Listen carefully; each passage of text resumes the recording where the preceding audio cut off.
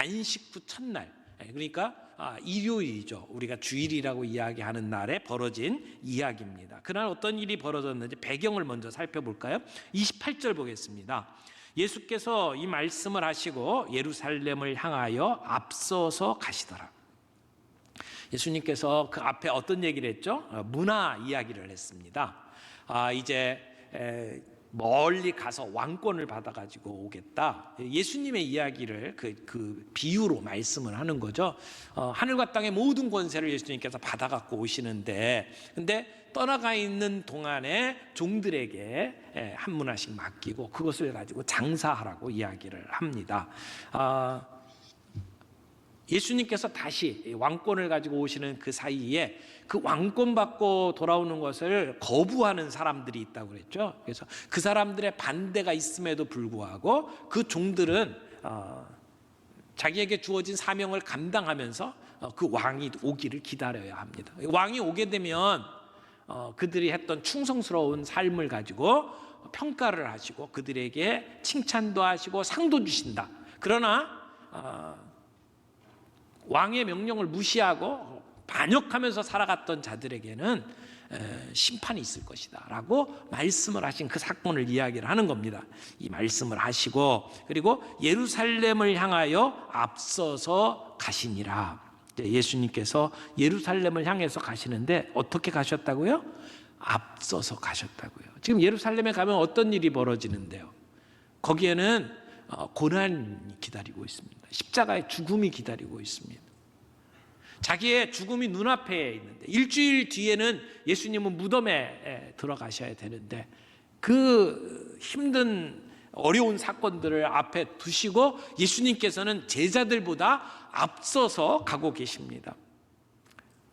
예수님의 그 길은 고난의 길이었습니다. 물론 그 뒤에는 영광이 함께 오는 길입니다. 근데 예수님은 그 길을 십자가를 향해서 죽음을 향해서 지금 앞장서서 가시는 거죠. 이미 마음에 결심을 했고 분연히 그 길을 걸어가시는 예수님의 모습을 보게 됩니다.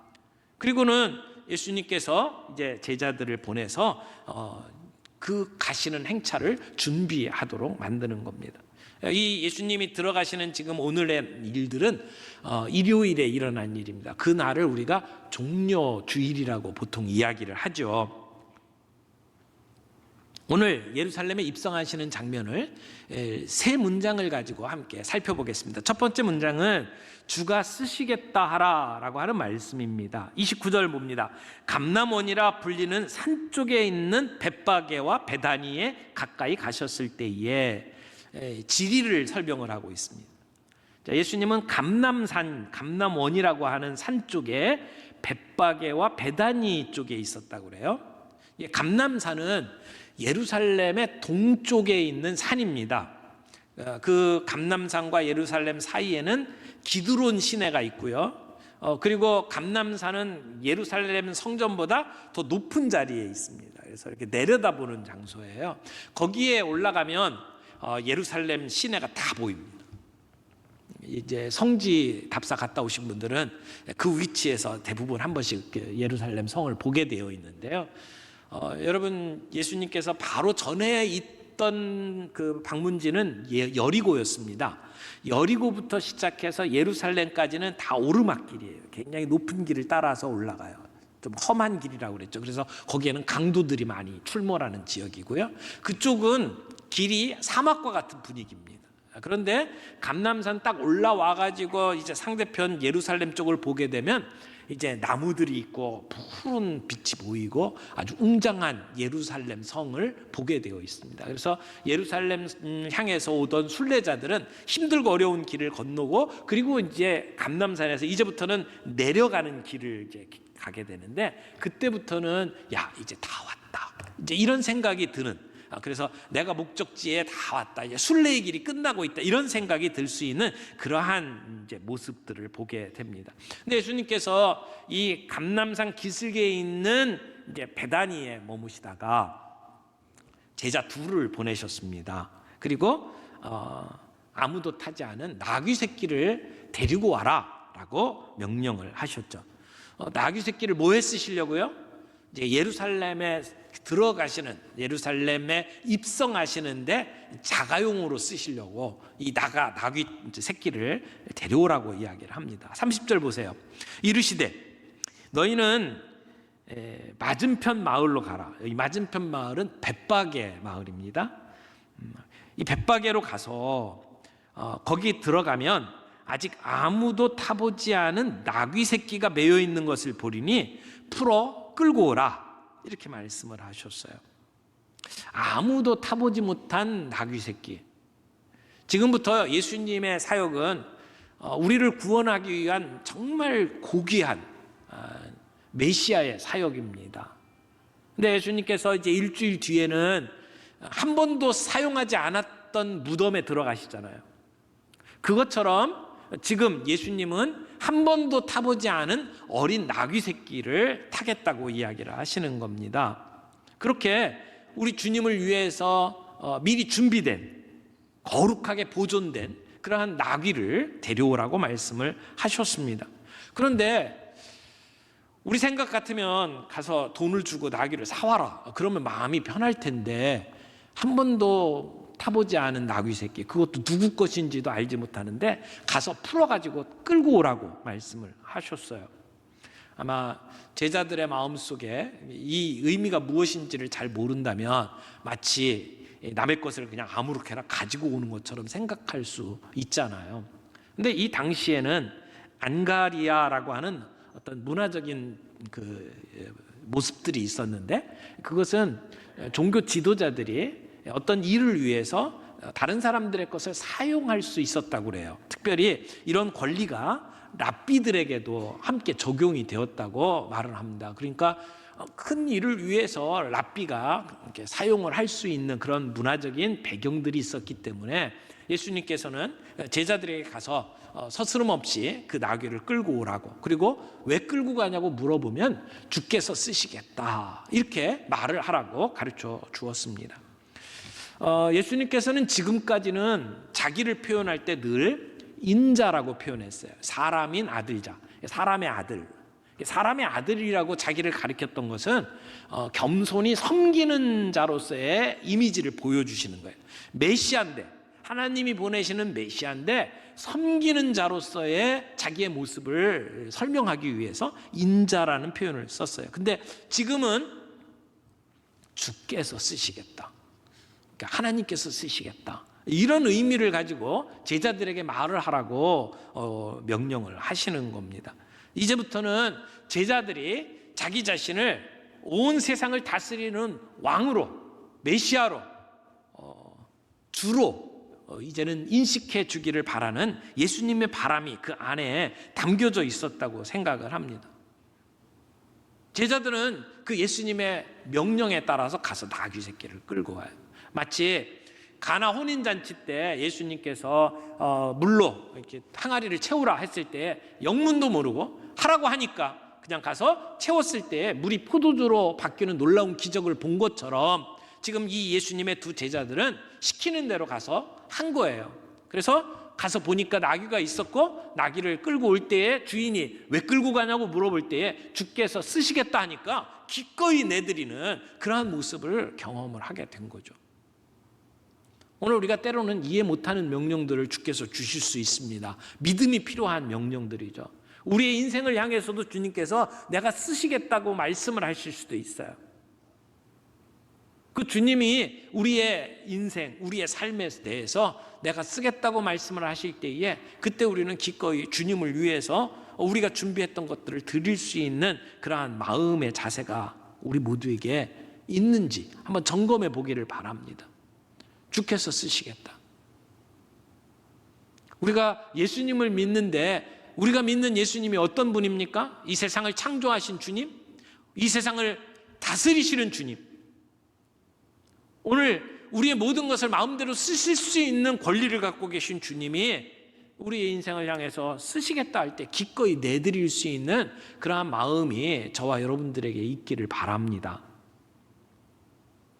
지금 예수님께서 예루살렘에 올 때까지 계속 이렇게 부딪히는 문제가 뭐냐면, 세상 사람들은, 예수님을 따라다니는 많은 무리들은 예수님이 이제 예루살렘에 도착하면 드디어 예수님께서 뭔가 하시겠구나. 지금 로마의 압제를 받고 너무나 피곤하게 살아가는 우리의 인생에 예수님으로 인해서 뭔가 변화가 일어날 거구나. 메시아로 등극하시겠구나. 이런 생각들 하면서 예수님을 박수치며 환호하며 지금 따라다니는 거거든요. 근데 예수님께서는 계속해서 내가 예루살렘에 들어가면 거기서 고난을 받고 죽음을 당하리라. 이런 말씀을 하신단 말이에요. 그러니까 예수님은 자기 자신의 정체성을 분명히 알고 계셨고, 그리고 제자들에게 내가 누구인지를 이야기를 하시는 거예요. 근데 지금 이 장면에서도 예수님께서는 제자들에게 주가 쓰시겠다 하라고 말씀을 하심으로 자신의 모습을 지금 드러내고 있는 겁니다. 우리가 예수님을 따라가면서도 우리는 예수님이 주시는 축복, 예수님이 주시는 행복, 그것만을 생각을 하면서 예수 믿으면 행복할 거야 라고 생각을 하면서 주님을 따라가고 있지는 않습니까? 물론 주님이 우리에게 평강의 왕이시고 우리에게 은혜를 주시는 거 맞습니다만은, 그러나 예수님에게는 그런 기쁨과 행복이 있을 뿐만 아니라 때로는 예수 믿는 삶으로 인해서 우리에게 다가오는 고난도 있고 죽음도 있을 수 있습니다.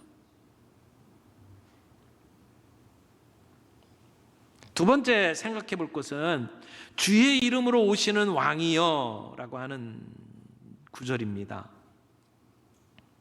나귀 새끼를 끌고 온 제자들이 그 다음에 뭐 했나요? 35절 36절 말씀 봅니다. 그것을 예수께로 끌고 와서 자기들의 겉옷을 나귀 새끼 위에 걸쳐놓고 예수를 태우니 가실 때에 그들이 자기의 겉옷을 길에 펴더라. 자, 지금 한 번도 타보지 아니한 나귀 새끼를 데려왔어요. 거기 안장이 있을 리가 없죠. 그래서 예수님이 타실 수 있도록 나귀 새끼 위에다가 이제 자기들의 옷을 벗어서 펼쳤습니다.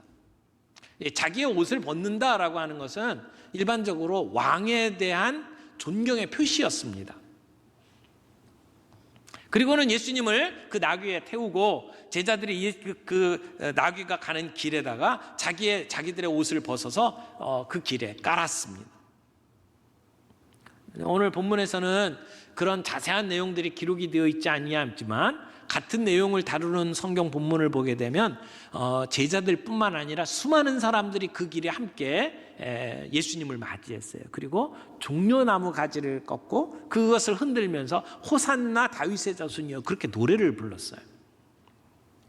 자, 여기 예수님께서 지금 나귀를 타고 그리고 가시는데 제자들이 옷을 벗어서 안장을 만들고 그리고 길에 깔았다. 이것은 예수님이 왕으로 그 예루살렘에 들어가시는 것을 밝히고 있는 것입니다.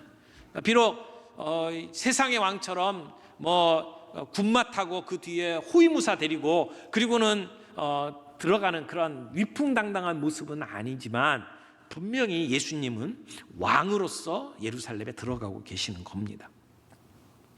여러분, 이 찬양은 역시 그냥 만들어낸 노래가 아니고 구약에 있는 말씀을 인용하는 찬양입니다. 이것도 같이 좀 찾아볼까요? 시편 118편입니다. 우리 시편 118편인데요. 구약 성경 889페이지입니다. 시편 118편 25절 26절입니다.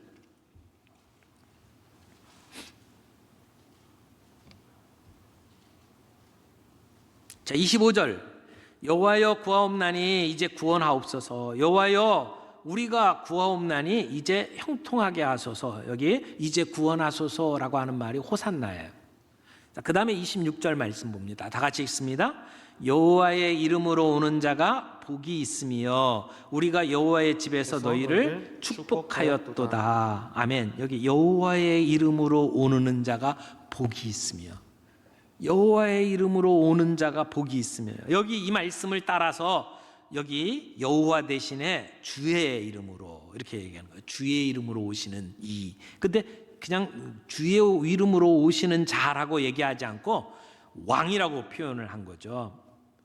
지금 이 시편 118편은요 이스라엘 유대인들이 굉장히 많이 부르는 노래입니다. 특별히 이 113편부터 여기 118편까지를 할렐 시편이라고 불러요. 할렐 시편. 우리가 보통 많이 쓰는 표현 중에 할렐루야라고 이야기하죠. 할렐루야는 여호와를 찬송하라 이런 뜻이잖아요. 그러니까 할렐은 찬송이에요. 그러니까 찬송시 이렇게 이야기를 하는 거예요. 할렐 시편. 근데 이걸 언제 불렀냐면 이게 유월절 때 불렀어요. 이게 유월절 때 이 찬송을 불렀는데 유월절 만찬을 하기 전에 두 장을 먼저 불러요. 그러니까 시편 113편, 114편을 식사 전에 부르고 식사한 후에 이제 115편부터 118편까지를 노래로 불렀어요. 그러니까 예수님께서 유월절 만찬을 마치신 다음에 찬송하며 나가셨다고 그랬을 때 그때 그 찬송이 바로 이 시편 할렐 찬송을 이야기를 하는 거예요. 그러니까 아마 시편 118편을 부르면서 밖으로 나가셨을 것이다 이렇게 보는 거죠. 근데 이 시편 118편은 주의 이름으로 오시는 메시아를 멀리 내다보면서 부르는 찬송입니다. 그런데 이 찬송을 자기들의 말로 바꿔서 주의 이름으로 오시는 왕이여 라고 지금 노래를 부르고 있는 거예요. 그러니까 예수님께서 왕으로 오셨다, 메시아다 라고 하는 것을 이야기를 하는 거죠. 그러면서 이어지는 찬송이 뭐래요? 주의 이름으로 오시는 왕이여. 그 다음에 뭐라 그랬어요? 하늘에는 평화여, 가장 높은 곳에는 영광이로다. 이 찬송 어디서 들었지 않아요? 어디에 나오는 찬송입니까? 예수님 태어나실 때에 천사들이 불렀던 찬송이잖아요. 하늘에는 영광, 가장 높은 곳에서는 영광. 근데 그 찬송이 여기 함께 나오는 겁니다. 하늘에는 평화. 평화가 사람을 위해서 하늘에 준비가 되어 있다. 근데 그 평화가 뭐예요? 예수님이 이 땅에 오심으로 우리에게 오는 평화죠. 예수님이 오실 때 그 예수님을 평화의 왕으로 맞이하면 우리들의 내면에는 평화가 임합니다. 예수님을 거부하면 심판이 있죠. 하늘에 평화가 준비되어 있어요. 그 평화, 그분을 우리의 왕으로 모시게 되면 우리의 인생에는 평화가 임합니다. 그래서 예수님은 평화의 왕이에요. 우리의 심령에 예수님을 왕으로 모시고 그분이 다스리도록 우리의 모든 삶을 내어드리게 되면 우리의 삶 속에 평화가 임합니다. 진정한 평화가 임합니다. 주의 이름으로 오시는 왕이여, 그 예수님이 어떤 분이신지를 이야기하고 예수님을 모셔들었을 때 어떤 축복이 있는지를 지금 찬양을 하고 있는 거잖아요. 사랑하는 성도 여러분, 지금 이 노래를 부르는 사람들이 이 노래의 분명한 뜻을 다 알고 있지는 못하지만 그러나 그들이 고백하는 건 진실이에요. 여러분은 예수님을 어떤 분으로 알고 믿고 있습니까? 예수님을 나의 왕으로 모시고 있나요? 겸손의 왕, 평화의 왕, 구원의 왕으로 예수님을 모시고 있나요? 그 주님을 내 마음속에 모시고 그분이 나를 다스리도록 만들 때에 주시는 평화를 누리고 있나요? 세상은 아무리 힘들고 어렵지만, 우리의 삶 속에 힘들고 어려운 일들이 있지만 그 주님이 나의 왕으로 내 인생을 다스리시면 우리는 진정한 평화를 누릴 수가 있습니다. 그 평화가 저와 여러분들에게 있기를 바랍니다. 마지막으로 생각할 것은 돌들이 소리 지르리라 라고 하는 말씀이죠. 자, 이제 바리새인들이 가만히 보니까 예수님이 예루살렘에 들어오시는데 사람들이 이런 노래를 불러요. 바리새인들은 성경을 아주 열심히 연구하는 사람들이기 때문에 이 사람들이 부르는 노래가 시편 118편이라는 것을 알았을 거예요. 그리고 그게 뭘 의미하는 거예요? 메시아가 임하는 거고 왕이 임하는 거예요. 근데 바리새인들은 예수님을 왕으로 인정할 수가 없었습니다. 성경은 정말 잘 아는 사람들이에요. 이 사람들이 부르는 노래를 보면서 불편했던 게 뭐예요? 성경을 알기 때문에 불편한 거예요. 그래서 그 사람들을 보면서 저거는 신성 모독이다 이렇게 생각을 한 거예요. 그래서 예수님께 찾아와서 뭐라고 얘기합니까? 선생이여, 당신의 제자들을 책망하소서 이렇게 얘기를 해요. 꾸짖으라는 거예요. 왜? 신성 모독을 하니까. 그때 예수님이 뭐라고 말씀하셔요? 가만히 두라고 말씀하십니다.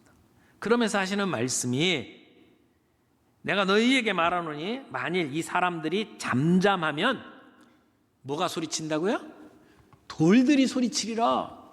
지금 이 사람들이 꾸중을 듣고 입을 닫을 수 있어요. 그러나 그들이 입 닫고 있다고 가만히 아무런 일이 벌어지지 않는 것이 아니라는 거예요.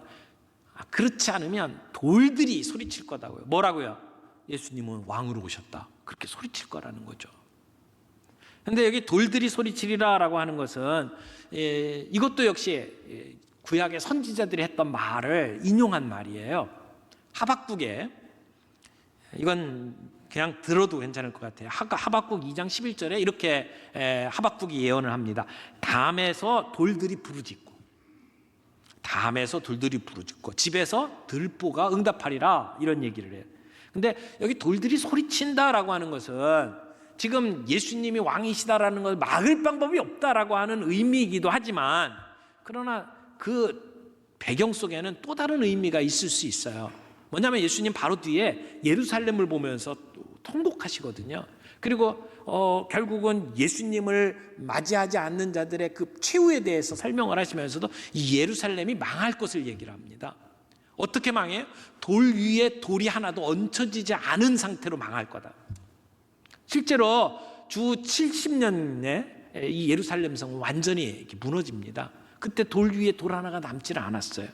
그러니까 돌 위에 돌 하나도 남지 않고 무너지리라, 심판받으리라라고 하는 의미도 그 안에 들어있을 수 있다는 것이죠. 예수님은 평화의 왕이에요. 그분을 맞이하면 우리의 삶 속에 평화가 임합니다. 그러나 그분을 거부하면 심판받게 된다라고 하는 말씀을 하시는 것이죠. 예수님은 군중의 환호를 받으면서 예루살렘 성에 입성합니다. 그러나 예수님은 군중들이 생각했던 그런 정치적인 메시아가 아니고 우리의 죄를 구속하시고 우리를 구원하기 위해서 오신 고난의 종 메시아라고 하는 사실을 드러내기 위해서 지금 의도적으로 어린 나귀를 타고 예루살렘에 들어가고 계시는 모습을 본 겁니다. 그렇다면 오늘 우리는 그 예수님을 따르는 제자로서 어떻게 살아야겠습니까? 예수님은 나귀 타고 겸손한 왕으로 예루살렘에 들어가셨어요. 오늘 예수 믿는 우리가 예수님은 겸손하게 나귀 타고 가는데 오늘 믿는다고 하는 우리가 혹시 권세 있게 보이는 높은 자리에 올라가는 그런 군마 타고 예수님을 따라가고 있지는 않을까요? 나귀는 쫄쫄쫄쫄 가는데 군마 타고 달려가면 우리가 예수님 앞서가는 것 아닙니까? 예수님의 제자라고 한다면 우리는 예수님 뒤를 따라가야 돼요. 예수님과 같은 모습으로. 오늘 우리 기독교를 보면서 많은 사람들이 손가락질합니다. 타락했다고 이야기를 해요. 근데 그 타락한 모습들을 보면서 교회가 갱신되어야 된다, 개혁되어야 된다, 제2의 종교개혁이 필요하다, 그런 얘기를 합니다. 근데 그렇게 말을 하는 이유가 뭐냐면 우리 교회가 너무 화려해졌어요. 우리 교회가 너무 높아졌어요. 교회 지도자들이 말을 타고 사역을 해요. 그렇게 존경받고 그렇게 위세를 뽐내면서 살아가기를 원해요. 우리가 예수를 믿고 살아가는 주님의 제자라고 한다면 우리는 예수님과 같은 겸손한 모습으로 살아가야 합니다. 나귀 타고 살아가야 돼요. 그런데도 우리의 모습은 그렇지 않아요. 화려한 교회, 성장한 교회 만들어 놓고 그 위세를 아들에게까지 물려주면서 그 영광을 이어가려고 하는 모습들을 오늘 우리들이 보고 있잖아요. 그건 기독교의 모습이 아니에요. 오늘 우리 교회가 예수 믿고 살아간다고 하면서 혹시 말의 위력을 가지고 살아가고 있다면 우리 말에서 내려와야 합니다. 목사나 장로나 권사나 교회 지도자들이 그렇게 어깨에 힘주고 목에 기부스를 하고 그러면서 사람들에게 영광받기만을 원하면서 살아가고 있다면 예수님의 제자가 아니라는 거예요. 우리는 예수님을 뒤따라가고 있습니까? 예수님을 앞질러 가고 있습니까? 우리의 삶 속에 내가 내려놓아야 될 것이 무엇인지를 살펴보는 시간이 되었으면 좋겠어요. 말 위에 있습니까? 내려와야 합니다. 그리고 예수님과 같이 겸손한 모습으로 주님을 섬기는 것이 필요하죠.